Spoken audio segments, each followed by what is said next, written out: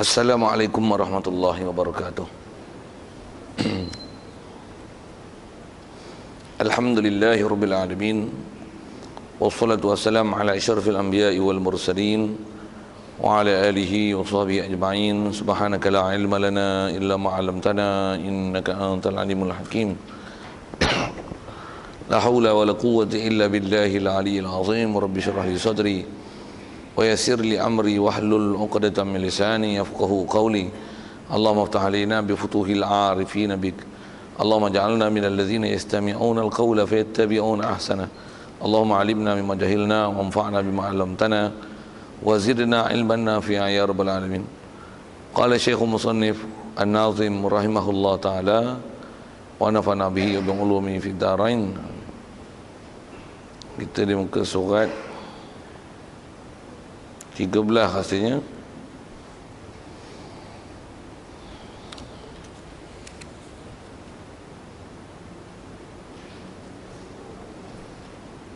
Wajaizun alaihi khalqus syarri wal khairi kal islam wa jahlil kufri wawajibun imanuna bil qadari wa bil qada kama ata fil khabari.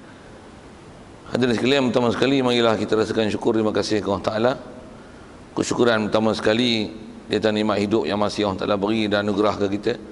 Syukur banyak-banyak kita dapat Islam yang kita sejak daripada lahir lagi mak ayah kita Islam lah kita. Lebih-lebih lagi syukur kita pada Allah Taala yang Allah Taala mudahkan kita dan lorongkan kita ke majlis-majlis ilmu, dicintakan kita ke majlis ilmu, disukakan kita ke majlis ilmu, diseronokkan kita ke majlis ilmu, dilapangkan dada kita untuk berada di majlis ilmu, yang dengan ilmu-ilmu tersebut dapat kita membenarkan semua perkara yang dibawa datang oleh baginda Nabi Muhammad sallallahu alaihi wasallam. Syukur banyak-banyak yang kita dapat membenarkan di hati semua ajaran baginda Nabi sallallahu alaihi wasallam itu, yang dengan kita membenarkan di hati semua apa yang dibawanya, itulah dikatakan iman. Syukur banyak-banyak Allah Taala hidupkan kita dalam keadaan Islam, iman, dan dalam masa yang sama dijadikan kita boleh taat patuh pada perintah saja, meninggalkan larangannya. Antaranya dapat datang masjid dan berjemaah di masjid, dan dapat duduk majlis ilmu pula. Dan dalam masa yang sama juga diberikan kesihatan, kelapangan masa. Yang semua itu kita syukur pada Allah Ta'ala, dia masih kekalkan nikmat itu ke kita. Dengan itu dapat kita berhimpun malam ni, InsyaAllah untuk meneruskan bacaan kitab kita daripada kitab Matan Jawharah Tauhid ni, InsyaAllah. Kita dalam masjid ni main niat iktikaf sama-sama. Dapat niatnya saja aku iktikaf dalam masjid ni kerana Allah Ta'ala. Kata musannif rahimahullah taala, wajaizun alaihi khalqus syarri wal khairi kal islam wa jahlil kufri. Asal terjemah bil qadari itu, wa wajibun imanuna bil qadari wa bil qada kama ata fil khabari. Asal terjemah kata dia, dan wajib kita percaya dengan qadar dan qada kerana barang yang telah datang ia pada hadis. Ya hadirin sekalian, apa yang kita nak sambung malam ni adalah satu perkara yang rasanya disebabkan perbincangan dan perbahasan dan i'tiqad kita ada perkara yang tak asing lah. Itulah tentang qada dan qadar. Terjemah sekali lalu apa yang kita baca tu, yang apa yang kita baca ni daripada Matan Jawharah mengikut kaedah ahli sunnah wal jamaah. Apa dia? Wajib kita di sini ialah orang Islam yang kita di sini adalah mengikut kaedah ahli sunnah wal jamaah. Islam mengikut akidah ahli sunnah wal jamaah. Kita wajib percaya, maksudnya mengimani, membenarkan di hati. Membenarkan apa? Membenarkan tentang adanya istilah qadar dan qada. Kitab kita ni disebut dengan qadar dan qada. Kita selalu sebut qada dan qadar. Fakta asal yang sebut ialah kita orang beriman, orang Islam ni, kita tambah dah Islam pada kecil, kebanyakannya kita bila lahir pada kecil, memanglah lahir pada kecil memang kita dalam keadaan kosong pengetahuan terhadap agama, kena belajar. Macam mana pun antara pengetahuan yang sedia maklum pada kita, kita kena beriman dengan qada dan qadar. Baik, sikit alasan dia beri di belakang tu pasal apa kena beriman qada qadar. Kerana barang, kerana hadis yang telah datang ia. Datang ia ni datang mana? Datang pada hadis. Maksudnya ada hadis meriwayatkan bahawa saja antara perkara yang kita wajib imani adalah beriman dengan qada dan qadar. Kalau kita belajar hadis, antara hadis yang menyebut tentang qada qadar ni yang masyhurnya adalah bagaimana kisah hadis pernah Rasulullah didatangi oleh Jibril dalam satu majlis yang Rasulullah bersama dengan para sahabat. Jibril menyerupakan diri dia sebagai seorang lelaki yang tak dikendali dengan pakaian serba putih, rambut yang hitam berminyak, pakaian dia tak nampak tanda-tanda orang musafir. Terus beradab ke majlis depan, bertemu Rasulullah, berlaga lutut dengan lutut, diletakkan tangan dia di atas paha Rasulullah dan ditanya apa dia Islam, apa dia iman, apa dia ihsan, dan apa dia kiamat. Itu dah alamat kiamat. Hadis tu panjang, cuma apa yang kita nak sebut ialah antara soal dia ditanya tentang apakah dia iman. Antara jawapan Rasulullah, dia kata beriman itu ialah kamu beriman dengan Allah Ta'ala, yang akhirnya pencirian yang disebut yang Rasulullah senaraikan dalam hadis itu antu'mina bil qadri khairihi wa syarrihi minallah. Atau kama qala, antaranya terjemah daripada hadis itu sekali lalu, kamu beriman dengan takdir Allah Ta'ala, segala buruk baik yang Allah Ta'ala berikan ketetapan azali lagi itu semuanya adalah daripada ketetapan Allah. Sekali lalu sebut hadis. Kalau memang kita belajar hadis, memang jelas hadis itu, dan hadis itu adalah diriwayatkan dengan begitu ramai sahabat, hadis mutawatir, satu wajib i'tiqad tentang masalah qada dan qadar. Jadi permasalahan kita bicara ni namanya qada qadar dah. Ada perkara asas yang rasanya kita sedia maklum tentang qada qadar ni. Cuma kena lihat elok-elok, pasal kadang-kadang walaupun sebut biasa-biasa, tapi kadang-kadang ada juga orang kita, orang Islam, walaupun Islam dah lama, permasalahan ni ada benda yang tak selesai kat dia. Ada benda yang istilahnya memeningkan kepala dia. Kita tengok mana pening tak pening. Kalau tak pening bagus. Kalau dah bagus tu maksudnya kita punya akidah dah betul, tindakan kita dah betul, taklah menyalahi mengikut kaedah Ahli Sunnah wal Jamaah. Khususnya dengan apa terdekat kita nak bicara ni. Kalau yang dulu dia bicara tentang ada pendapat Mu'tazilah, antaranya dia kata Allah Ta'ala wajib membuat solah dan aslah. Berbeza dengan pendapat kaedah Ahli Sunnah wal Jamaah, membuat solah dan aslah tu bukan wajib, tapi dia adalah harus pada Allah Ta'ala. Kerana membuat solah dan aslah tu termasuk dalam perkara mungkin, nisbah Allah Ta'ala nak buatnya adalah harus, bukannya wajib.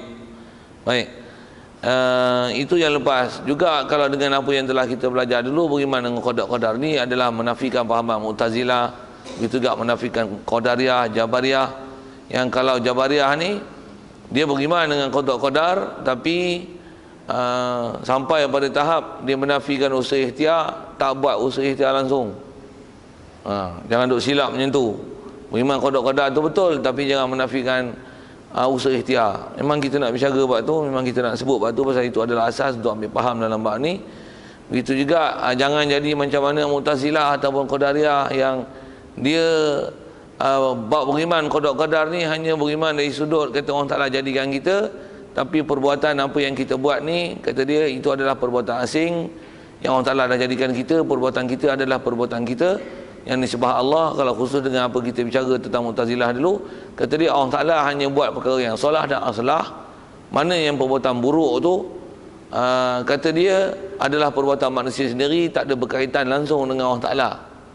Ada juga yang terlajak gitu tuan-tuan, yang silap. Jadi yang tu yang kita nak perhati, semak. Begitu juga dengan beberapa prinsip yang memang kita nak syarahkan di situ. Baik, prinsip asasnya kita bicara qada-qadar ni, asalnya kita sebut macam ni dulu. Kalau nisbah kita orang Melayu, kita dah biasa dengar qada-qadar ni. Cuma Melayu ni selalunya dia borong sekali lah makna qada-qadar ni. Qada-qadar tu dia faham sekali. Yang selalu kita gunakan istilah adalah takdir. Qada ni jarang disebut. Kalau sebut pun tu yang disekalikan, qada-qadar. Yang selalu kita sebut ini semua takdir Allah. Yang tu yang kita selalu sebut. Jadi rasanya saya nak bermula dengan situ, yang kata kita sedia faham bila sebut takdir ni, maksudnya kita mengiktikadkan dan memahami apa yang berlaku pada kita. Bila kita sebut takdir, maksudnya kita mengiktikadkan perkara ini adalah satu ketetapan yang Allah telah tetapkan, yang dia telah tentukan. Semua ni sabit dengan ilmu dia dan ketentuan dia sebelum daripada proses kejadian manusia lagi. Bahkan kalau manusia itu kut nampak terkebelakang sikit, sebelum daripada Allah Ta'ala membuat langit bumi, nisbah ilmu dan ketetapan Allah semuanya telah Allah Ta'ala ketahui dan telah Allah Ta'ala tentukan azali lagi. Jadi kita mengiktikadkan semua tu ketentuan Allah dan nisbah dia tentu. Sikit model yang bahasa tu telah di blueprintkan oleh Allah Ta'ala. Ada istilah blueprint. Kalau asalnya kita kata semua tu telah ditakdirkan, ambil bahasa Arab asal tu, yang takdir itulah makna qadar. Yang tu Allah Ta'ala memang dah tentu azali lagi. Itu pun perkataan yang ulama kita dah ajar pada kita dengan istilah nisbah. Dulu-dulu kita dah terima dengan warisan pengetahuan tersebut dan istilah tersebut, dan kita dah pakai itu adalah benda yang memang tepat dengan kaedah ahli sunnah wal jamaah. Jadi pegangan kita dengan intikad begitu cantik lah tu, elok lah tu. Dan itu adalah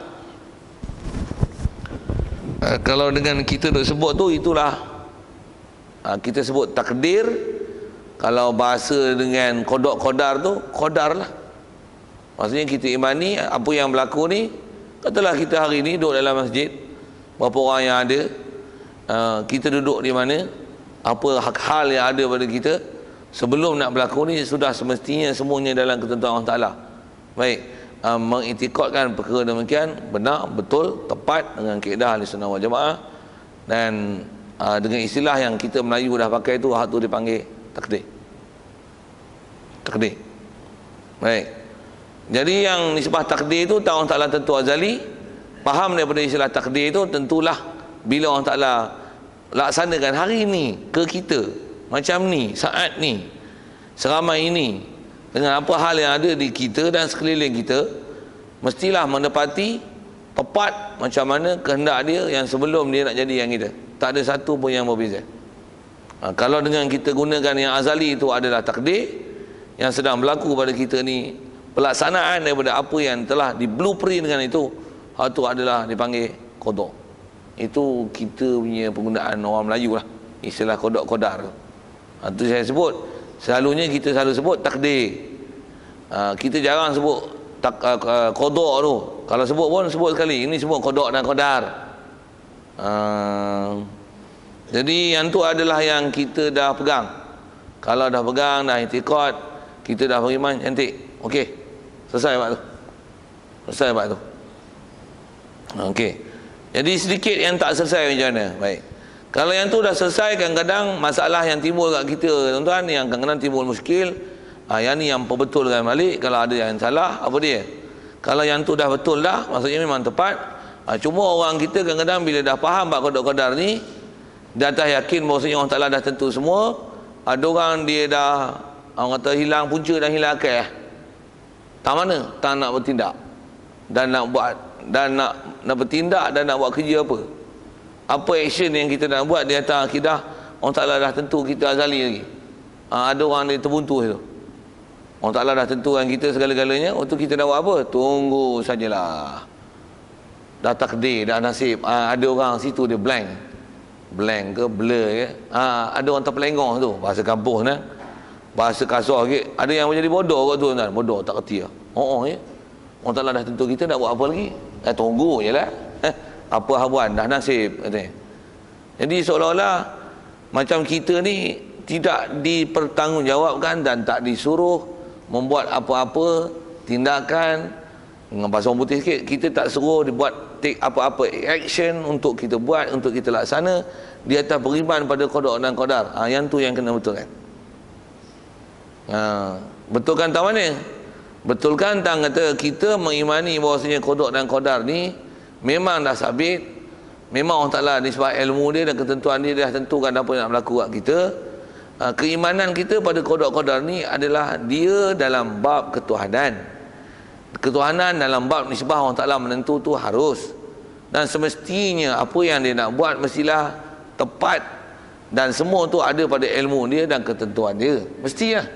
Itu adalah pengiktirafan kita dalam bab ketuhanan, yang barulah pahaman kita dan i'tikad kita ke Allah Ta'ala dengan i'tikad yang betul dan pahaman yang betul. Betul sudut mana? Betulnya kita i'tikad dan berpegang Allah Ta'ala adalah sempurna. Antara kesempurnaan dia tentulah dengan apa dia nak buat, semua dengan ilmu dia, dan tentulah apa yang dia nak laksanakan, dia telah membuat ketetapan tersebut, ketetapan yang telah pasti apa dia nak buat, tidak akan ada apa-apa atau sebarang perubahan dengan apa yang telah dia tentu. Kalau kita dah pegang macam tu, tu cantik. Jadi yang tu adalah bab ketuhanan, iktikad kita ke Allah Ta'ala. Jangan silap bab tu, pasal silap bab tu berarti mengiktikadkan Allah Ta'ala jahil. Kalau kita kata Allah Ta'ala pun tak tahu apa nak jadi kat kita, kita buat ni, kalau kata kita minta doa, bila kita dah minta, barulah Allah Ta'ala tunaikan permintaan kita. Jadi tengok, kalau kita minta dia bagi, kalau kita tak minta dia tak bagi. Jadi macam dia pun belum buat menentu dan ketetapan atas kita, seolah-olah dia buat ketetapan di atas tindakan kita. Kita buat tindakan baru dia tentu. Kalau begitu halnya, iktikad kita dah pegangan kita ke Allah Ta'ala, maksudnya kita punya pegangan ke Allah Ta'ala dah salah. Salah tak mana? Kita iktikadkan seolah-olah Allah Ta'ala jahil tentang apa nak berlaku kat kita, seolah-olah kita adalah penentu tentang apa yang kita nak buat. Kita katalah mengaji, Allah Ta'ala lagi pandai. Jadi seolah-olah yang bagi pandai itu adalah kita, dan Allah Ta'ala jadi kita pandai di atas kita punya tindakan buat bagi pandai, maka Allah Ta'ala pandaikan kita. Jadi bukan pandainya kita itu adalah menepati ketentuan Allah Ta'ala di azali lagi, yang dia telah tentukan kita jadi pandai, yang prosesnya sebabnya dengan kita belajar. Jaga tu tepat-tepatnya nak tergelincir. Jadi ini sebab akidahnya kita beriman qada-qadar ni adalah supaya meluruskan, memurnikan fahaman kita ke Allah Ta'ala, khususnya tentang sifat yang kita dah belajar lepas, memurnikan, memantapkan fahaman kita pada Allah Ta'ala dan sifat ilmu dan bab iradat. Allah Ta'ala memang semua apa dia nak buat dalam ilmu dia, dan disebab tentulah apa yang dilaksana ke kita. Dia telah membuat ketetapan tersebut azali lagi sebelum daripada kejadian langit bumi. Itu adalah bab ketuhanan yang tak boleh nak didafi, nak ditolak, bahkan mesti pegang dan faham sampai mati. Itulah iktikad kita, takkan berubah sampai bila. Itu dalam bab ketuhanan. Jadi yang kalau sebut bab usul ikhtiar ni macam mana? Itu bab kita. Yang tu yang kena faham benda elok. Jadi yang tadi tu bab ketuhanan, hak tu jangan usik lah tu. Maksudnya tak kacau lah tu. Jadi yang kat kita sedikit permasalahan dia gini. Kita dah tahu belum Allah Ta'ala takdirkan apa? Dah tahu belum? Kita dah tahu belum? Kita tak tahu lah. Waktu bila kita tak tahu, kita nak buat apa? Salah yang kalau kita membuat tindakan di atas kaedahnya, tunggu sajalah. Dan Allah Ta'ala tentukan semua. Kalau kita bertuah lah kita. Kalau celaka lah kita. Yang tu ke? Kita tak diajar. Kita tu mengikut kaedah Ahli Sunnah wal Jamaah, kita tak diajar buat tindakan begitu. Sedikit nak sebut dan kata kita tak diajar tu, mana tahu tak diajar. Nak sebut hujah-hujah dah alasan dengan hujah akal yang saya sebut ni, nak menunjukkan bahawasanya kita tak diajar dengan berserah begitu. Yang kata tunggu sajalah, kalau kita bahagialah, kalau Allah Ta'ala dah tentukan kita celaka pun celakalah, dah nasib, nak buat macam mana. Kita tak diajar gitu. Bahkan cuba tengok gini, kalau disebah Allah Ta'ala hantar Rasul sendiri, boleh tak? Kalau disebah boleh, cuba tengok elok-elok. Boleh tak dia berikan hidayat pada manusia tanpa hantar Nabi Rasul? Boleh tak? Boleh Tapi dia hantar tak Nabi Rasul? Apa fahamnya? Dia di atas nak buat sesuatu, Allah Ta'ala memperaturankan sabab musabab. Nak beriman hantar Rasul. Rasul pun duduk diam je ke? Tak. Pergi jumpa seorang-seorang. Untuk ada tak orang bangkang? Walaupun Allah Ta'ala boleh bukakan pintu hati setiap orang yang Rasul-Rasul jumpa untuk diberikan hidayat, boleh. Tapi Allah Ta'ala jadikan sebab terima tak terima tu di atas kaedahnya mujizat sebagai dalil bahawasanya dia Rasul. Tak manusia pula, tengok dia memang nak terima ke kedegil, ada takabur ke, ada jahil ke. Nak sebut kata atas faktor sabab musabab, cause effect, yang itulah berlaku perjalanan hidup. Jadi nisbah kat kita, perbuatan yang kita diarahkan untuk buat, dia adalah berdasarkan sabab musabab. Dia adalah berdasarkan atas proses usaha ikhtiar. Nak dapat apa? Dapat makan. Bodoh pergi ngaji. Kan dia atas prinsip tu. Gelap buka lampu, panas buka kipas aircon, sejuk sangat tutup. Apa seumpama tu Kalau telinga pekak tak dengar, main duduk depan. Apa seumpama tu? Agak-agak apalah istilahnya, sabar musabak lah. Sabar musabak lah. Kereta tuan-tuan nak laju, tekan minyak. Tengok ada kenderaan brek depan, tekanlah brek, tekan minyak, mampuslah kau. Apa nak sebut ni? Di atas faktor usaha ikhtiar. Jadi kita di atas kata beriman ke orang Ta'ala, hak tu saya sebut awal lagi. Hak tu jangan diubah dalam itikad kita ke orang Ta'ala. Memang semua dalam pengetahuan dia dan dalam ketetapan dia. Dan semestinya apa yang berlaku pada kita adalah tepat dengan apa yang telah ditentukan dengan yang menepati dengan ilmu dia dan ketetapan dia. Cuma kita tak tahu apa ketetapan dia. Kita nak buat apa? Itu yang hantar sepih dia. Kita nak buat apa? Prinsipnya macam ni lah. Apa yang baik usahakan, hindarkan apa yang mudarat. Cuma baik yang hendak diusahakan tu mestilah mengikut kayu ukur syarak. Nisbah baik yang nisbah nak buat dan disuruh dan dituntut dan disuruh kita kejar cari kebaikan itu mengikut kaedah syarak apa dia. Kalau buruk, kena faham mana yang buruk mengikut kaedah syarak dan hindarkan benda buruk itu. Apa yang dikatakan buruk dari segi kaedah syarak, hindarkan dia, jauhkan dia. Pasal syarat untuk berjaya di akhirat esok mestilah menepati acuan dan kayu ukur yang Allah Ta'ala jadikan Nabi Rasul sebagai pengajarnya, yang mengajar kita, memberi panduan kepada kita untuk tunjukkan benda baik buruk itu. Jadi kita pergi belajar, faham elok baik buruk, kita bertindak di atas itu, di atas panduan itu. Kalau nisbah Rasul satu nisbah kehidupan dunia pun baik buruk itu bertindak mengikut hukum sabak musabak. Kalau katalah saya dah sebut kata apa tindakan nak buat,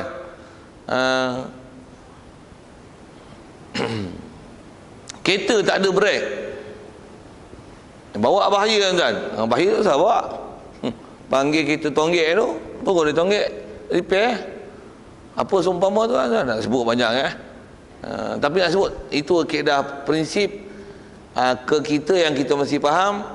Yang kata kita ditaklifkan usaha ikhtiar, sabab musabab, buat mesti mengikut prosedur sabab musabab, cause and effect.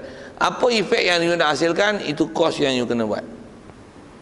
Kalau buat macam ni tuan-tuan nak belajar nak belajar nak jadi macam mana? Nak jadi doktor, pergi belajar cara doktor. Nak jadi ustaz, kau kena belajar cara ustaz. Nak sebut tang nisbah belajar tu macam mana pun syarat aja apa. Kau ustaz ke, tak ustaz ke, doktor ke, yang fardu ain kau kena belajar. Kau nak ke, tak nak ke, kau kena pergi belajar pasal kau Islam.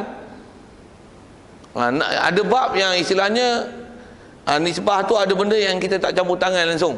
Ada bab yang kita dah belajar dulu Cuma fokus nak sebut tentang usaha ikhtiar tu. Jadi bertindak mengikut mana yang datang warid syarak mengajar kita untuk bertindak dan mengambil tindakan. Jadi nak sebut ginilah, siapa-siapa yang menafikan usaha ikhtiar, menidakkan usaha dan ikhtiar ataupun sabab untuk diusahakan, bahkan berserah tanpa membuat usaha ikhtiar, hak tu dipanggil pahaman Jabariyah. Hak tu yang pahaman ada dalam surat khabar itu tu. Ada dia kata apa? Bila ada orang petikai tentang harga barang naik apa? Ada yang kolomis dalam surat khabar dia kata apa? Tuan-tuan jangan marah barang naik. Pasal apa? Ini semua adalah ketentuan Allah Ta'ala, qada dan qadar azali lagi dia telah tentukan barang naik. Jadi jangan komplain. Say nothing about that. Why? Because Allah Ta'ala already decided us what happened. Jadi barang naik pun naik lah, tuan-tuan duk kata apa? Jangan duk kata apa. Berimanlah dengan qada dan qadar. Okey tak? Pandang pas sudut kita punya, you punya take action.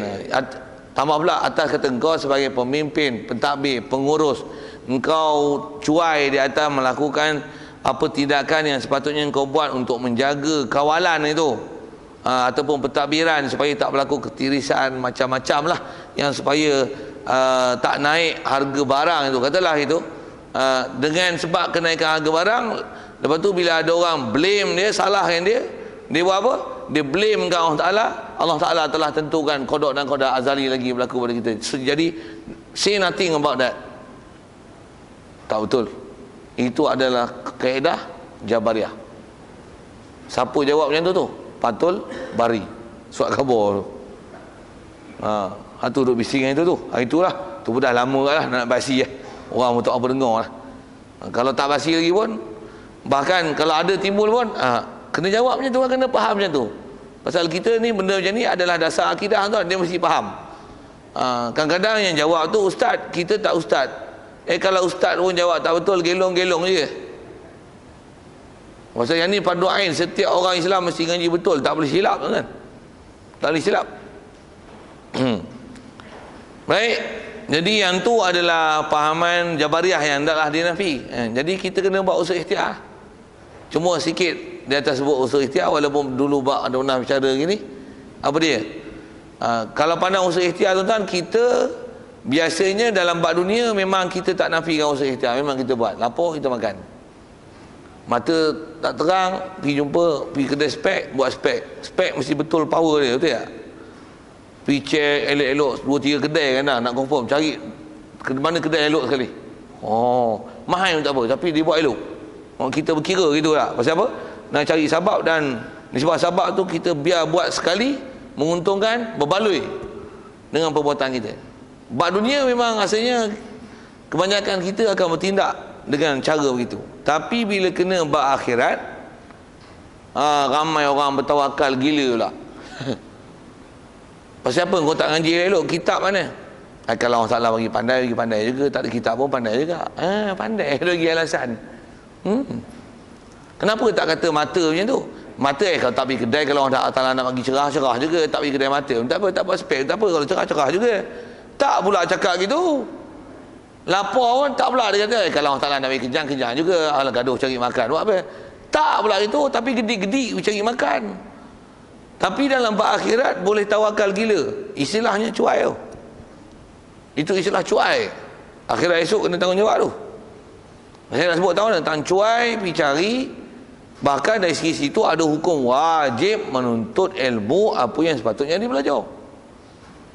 Tambah pula dia bodoh, kata dia, nak buat macam mana? Orang tak nak takdirkan aku bodoh. Bodoh juga. Apa Kalau takdirkan miskin, pandai pula ubahkan diri supaya tak miskin, cari sahabat kaya. Pandai pula cari kerja, mohon sana, mohon sini, mohon sana, siang, malam, pagi, petang cari duit. Tapi bab ilmu tak ada pula. Siang, malam, pagi, petang, mohon sana, mohon sini, mengaji sana, pergi masjid sana, surau sini untuk cari ilmu, tak ada boleh. Jaga tuan-tuan. Bab tu kita cuai. Banyak kita cuai di situ. Dan ramai orang kita cuai di situ. Dan memang boleh kata bila tanya je tu, ramai kita mensalahkan orang salah. Istilah salah tu kalau orang putih dia panggil blame kan. Dia blame buat macam mana orang salah takdirkan aku gini. Tahu bila cerai berai pun macam mana? Dia tahu apa? Dah tak ada jodoh.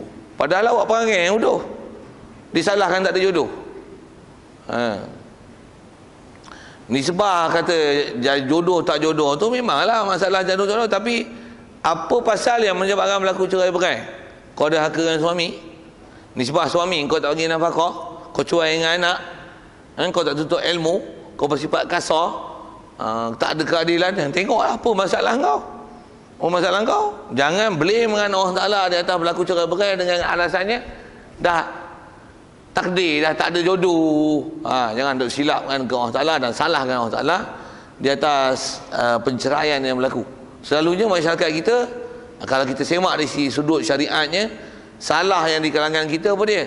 Apa-apa benda tak elok, dia salahkan ke Allah Ta'ala, longgok ke Allah Ta'ala. Itu masalah. Cuma masalah tu masalah apa? Masalah tu berdosa, hukum fasik, pasal menyalahkan Allah Ta'ala di atas apa-apa perkara tak elok dan bencana yang berlaku ke atas dia. Berdosa tu kalau ikut. Berdosa di atas menyalahkan Allah Ta'ala. Bahkan ada tempat jadi kufur. Ada tempat jadi kufur. Macam mana pun orang macam tu, nama dia apa? Dia fasik. Baik, itu satu sudut. Ada satu pahaman lagi, kalau antaranya kita sebut tu, dan dulu kita dah bicara, apa dia? Kalau Mu'tazilah, dia sampai dia tak pula macam tu. Dia macam ni pula. Dia kata orang Ta'ala wajib buat salah dan salah. Ya, jadi yang buruk tu kita yang buat. Jadi kita jahat ni apa? Kita lah. Kita yang buat kita. Jadi sampai menafikan langsung hubung kait kita dengan Allah Ta'ala. Jadi apa-apa saja perbuatan yang kita buat ni sampai diasingkan terus daripada Allah Ta'ala, seolah-olah Allah Ta'ala tak ada kena-mengena dengan kita. Tu pun salah agak. Jadi seolah-olah Allah Ta'ala ni dia hanya buat batang tubuh kita, jasad kita, dia bagi nyawa, lepas tu kau buatlah apa kau nak buat, seolah-olah Allah Ta'ala tak ada kena-mengena. Yang tu pun salah juga. Bahkan kalau tengok salah tu lebih besar daripada salah tadi. Yang tadi hanya menafikan usaha ikhtiar, dia pasik. Jadi umat lembab, umat bodoh, umat miskin, umat balok, gitu. Kalau yang menafikan, kata Allah Ta'ala yang menentu semua ni, dia akan jadi umat takabur, umat sombong, umat bongkak, umat yang sampai menafikan bab ketuhanan dan merasakan keakuan dan kebolehan kita tu di atas kita, bukan di atas anugerah Allah Ta'ala. Dia jadi macam tu punya bangsa pula. Kita tak diajar itu. Bahkan kalau nak selesaikan tu mengikut kaedah Ahli Sunnah wal Jamaah, bab qada qadar jelas, saya dah sebut awal tadi. Jadi nisbah usaha ikhtiarnya macam mana? Kita ditaklifkan buat usaha ikhtiar mengikut apa yang kita nak buat. Kalau nak seronok, nak macam bakar mercun, benar ataupun tidak, tapi ni dah raya dema, kebanyakannya bukan orang Islam lah main. Tapi bila raya kita, orang kita pula main mercun. Nak urai tu pun panjang juga, saya nak cerita apa ni. Nak kata bila di atas taklifan sabab itu, usaha ikhtiar yang ditaklifkan kita, pergi buatlah apa yang sepatut kena buat. Dan saya dah sambung dengan ni, nisbah kita ditaklif buat apa sepatutnya. Bila kita usaha buat, dapat, pujilah Allah Ta'ala di atas apa yang kita dapat. Tu kalau dapat, itu kaedah dia, pujilah Allah Ta'ala, nafikan daripada kita. Kita usaha-usaha senang, berjaya. Kata macam mana? Alhamdulillah Allah Ta'ala berjaya kan. Allah Ta'ala senang kan. Allah Ta'ala jadikan apa yang kita buat. Berjaya gini. Puji Allah Ta'ala. Kalau tak jadi, hakikatnya memang semua Allah Ta'ala. Ada baik buruk siapa tentu? Allah. Okey. Nisbah tentu semua Allah. Cuma mengikut kaedah Ahli Sunnah wal Jamaah, kita diajar adab. Kalau yang buruk, jangan nisbahkan ke Allah Ta'ala, bahkan nisbah ke kita. Itu adab. Bab itu adalah bab adab. Bab hakikat sebut awal lagi tadi. Semua tu Allah Ta'ala tentu. Tapi kalau ada benda yang buruk kat kita, yang buruk tak nisbah ke Allah Ta'ala. Tak nisbah sudut mana? Tak nisbah sudut bercakap. Tapi etikad macam mana? Main mana? Baik buruk? Asyarru wal khair kulluhu min Allah. Kalau sebut dengan Arab je lah kan, baik buruk semuanya daripada Allah Ta'ala. Macam mana pun saya sambung ke adab tu. Kalau katalah kita senang, Allah bagi senang. Kau sakit, nak kata macam mana? Aku sakit, ada silap makan apa tu, syirit hari ni, kenduri banyak kot, makan pula tu tak perhati pula tu, lebih makan sikit, perut pula dah tua dah, second hand, macam-macam lah. Nisbah ke kita. Jangan bubuhkan Allah Ta'ala. Ya Allah, apalah kau sakitkan perut aku. Jangan cakap itu. Kita dengar pun macam mana? Okey tak cakap itu? Okey cakap itu. Ya Allah, kenapalah kau sakitkan perut aku? Sihatkanlah. Engkau yang sihatkan perut aku, engkau yang sakitkan. Dah sakit pun buat macam mana? Engkau yang bagi sakit. Okey tak macam tu? Itu bunyi macam nak merajuk je, macam nak cabar Allah Ta'ala awak dia. Lagi apa? Menyalahkan Allah Ta'ala di atas apa benda tak elok berlaku kat kita. Kita tak diajar cakap itu, bahkan cakap itu nama dia kurang ajar. Biadab dalam bab-bab adab bercakap, menisbahkan perkara buruk ke Allah Ta'ala. Kita tak dibenarkan bercakap gitu. Satu, kalau kita tengok dalam Quran apa? Semua lapar-lapar Quran, penceritaan khususnya Nabi-Nabi dan Rasul, pengaduan mereka kepada Allah Ta'ala, benda baik dia akan nisbah ke Allah Ta'ala, yang buruk dia akan nisbah ke diri dia. Kalau kita buat misal macam ni lah, katalah kita buat majlis ilmu, orang datang, kita kata macam mana? Allah Ta'ala buka pintu hati mereka untuk datang. Bagi ke Allah Ta'ala. Memang Allah Ta'ala buka pintu hati pun, kita bukan buat apa pun, betul-betul jadual, orang tengok, orang datang, pujilah Allah Ta'ala banyak-banyak. Yang tak datang tu buat macam mana? Kadang-kadang kita cakap macam ni, Allah Ta'ala telah tutup pintu hati mereka daripada datang ke masjid. Memanglah Allah Ta'ala yang tutup pintu hati, tapi cakap macam tu okey tak? Tak cantik cakap itu. Cuma murtad ke? Tak murtad. Kafir ke? Tak.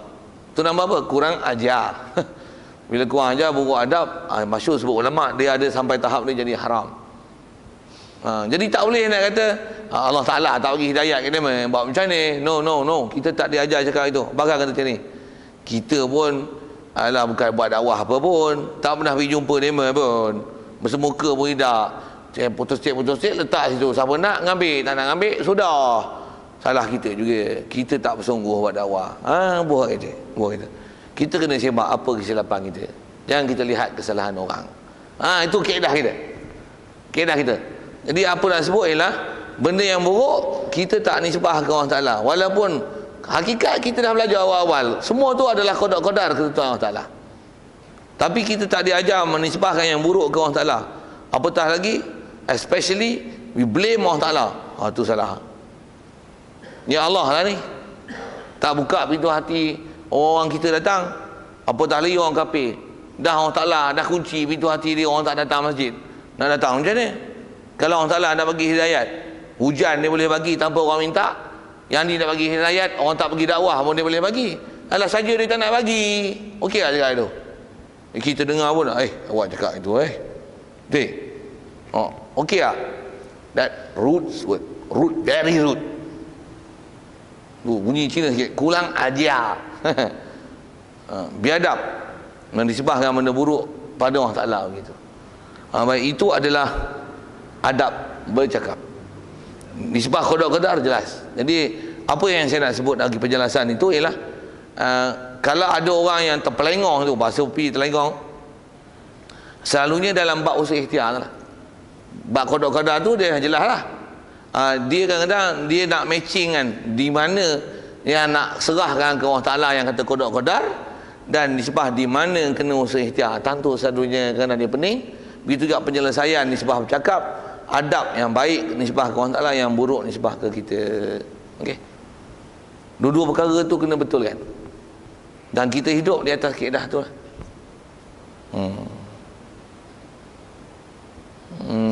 Soalan kalau ada tentang qadar itu secara khususnya, dan sedikit nisbah bercakap, adab yang kita kata yang baik pada Allah Ta'ala, yang buruk daripada kita. Kalau saya sendiri pun dengan nisbah guru aja, saya bercakap itu. Macam mana pun penjelasan dah diberi. Soalanlah ada mana yang tak jelas, tertinggal ataupun muskil dalam beberapa perkara. Ada? Ya.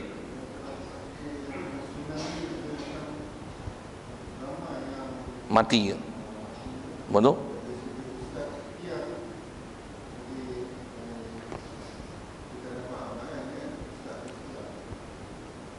Usaha ikhtiar macam mana maksudnya dia?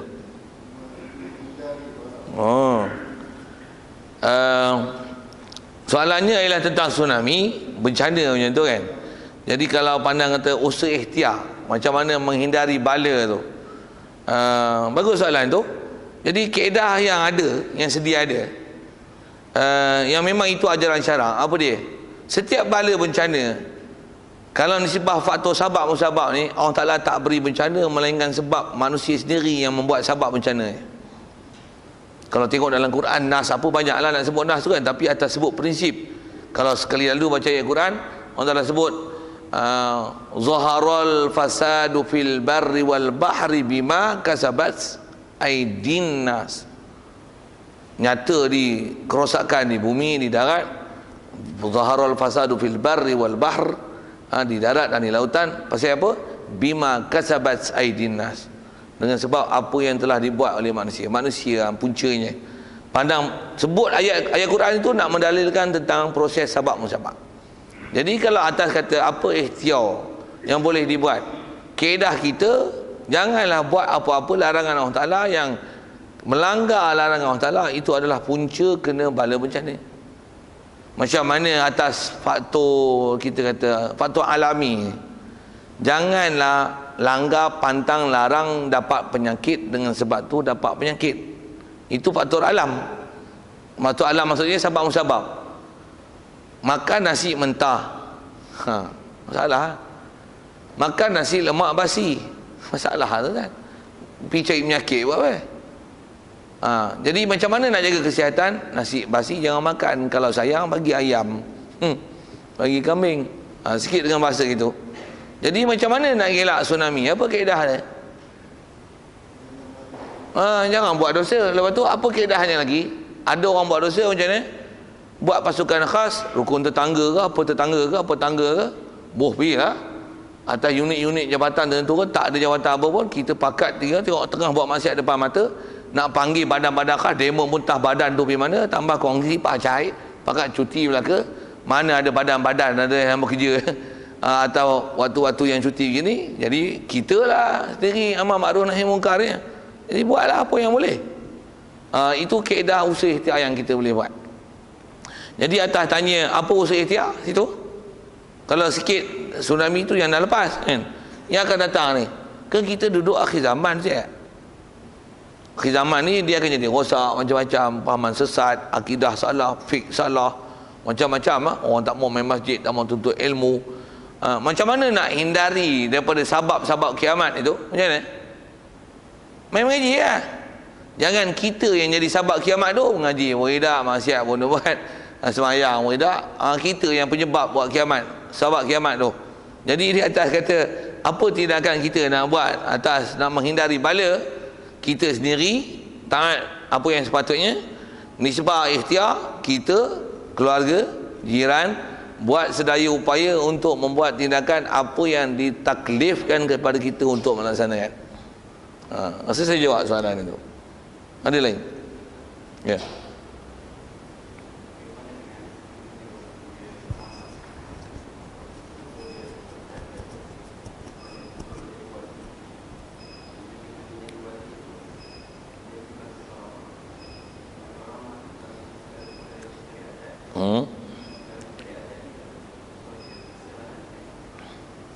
Peraturan sabab musabab tu, dia beramal untuk mencari benda, mencari adat tu. Soalannya ialah ada orang yang beramal dengan amalan tertentu, amalan tarikat misalnya, tujuan dia supaya dia naik martabat, upgrade kan dia. Kalau dia Android 4.02 jadi 439. Dahsyat tu, tak faham dengar. Katalah gitu. Jadi nak upgrade yang dia macam mana? Dia amal-amal supaya dia dapat pangkat power punya, jadi wali, dia boleh buat benda yang mencari adat, boleh mengubah sesuatu, dia atas faktor sabab musabab dengan kaedah wali tu. Soalan macam tu. Kita tunggu jawapannya selepas azan. Ya.